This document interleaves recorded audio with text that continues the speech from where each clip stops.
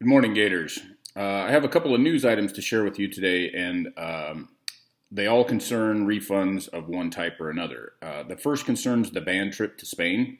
Our travel agent has confirmed with us that their company will be returning some money to us from Delta Airlines. However, I would caution you against getting too excited at this point, as I believe this is only a deposit and not a huge sum of money. Also, nothing is guaranteed until the money actually shows up here. I'll be reaching out to the travel agent again today to see if there's an updated ETA on the rest of the domestic travel portion of that trip.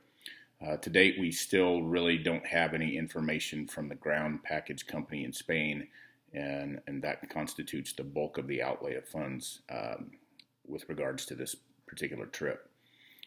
We still have not received any refunds from the orchestra trip, although we have been promised, as I said earlier, that we would get all of our money back minus the $200 fee per person. I will also be reaching out to determine the status of those funds.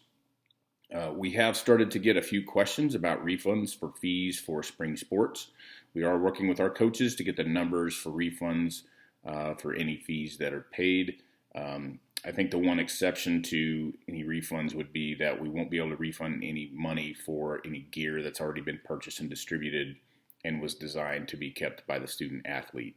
I will have more information and clarification on this in the next couple of days. A reminder to make sure that if your teacher reaches out to you via email or remind messages or phone calls, to please acknowledge receipt of that communication attempt so that we can document that for attendance and two-way communication purposes. Also, we are closing in quickly on the end of the semester. Make sure that you are getting whatever work you want to be graded turned in to your teachers. I wish I could say that I have new information for you on caps, gowns, yearbooks, etc. I don't. Hopefully we'll see a status change with that situation very soon. I know that you're all a little frustrated with that. As for today's message, I would like to reference a very important date in our nation's history, that being today. 231 years ago today was the day our country really began, as this is the anniversary of George Washington's inauguration as the first president of the United States under the Constitution. I know there's at least one person out there who will say that technically John Hanson was the first president, but under the Constitution that we now have, it was George Washington. Washington obviously had served his newly formed country very well and was revered universally by his countrymen, regardless of their station in life.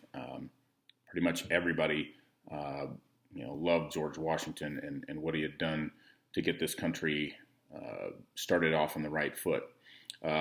Washington, having fought so hard for independence, now stepped into unknown territory again.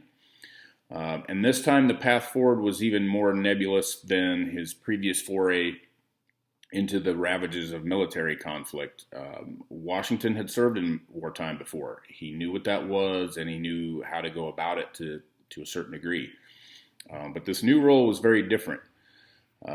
Nowhere on earth did he have a model for behavior to reference. He was going to have to carve his own trail, setting precedent with every word he spoke or set to paper, and every action he took. He knew that every single aspect of his conduct in office would be viewed as a primer for his successors, and he acted accordingly. Every day he woke as president, he stared into the face of the unknown and rose to the challenge.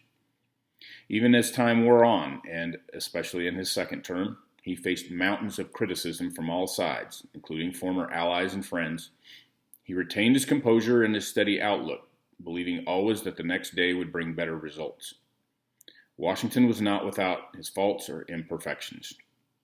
But I think what was most remarkable about him, and the lesson that his time in office offers all of us, is that he had a firm belief that time spent looking backwards was wasted, and that whatever uncertainty we face is momentary, and that we're equal to the task at hand. We simply have to take measure of the challenge in front of us and set our minds to overcoming it and then moving on to the next. And in doing so, he provided all of us with an example of how to proceed in our own lives, with confidence, with optimism, and without fear. We too face a great deal of uncertainty. Like Washington, we are daily setting an example of how to deal with it for those that are to follow us. So let's make sure we set great ones that others can use as guides when their time of uncertainty arrives. We're all capable of being the good example for at least one other person. So let's make the most of that opportunity. And remember, we got this. Thanks for listening, and have a great day.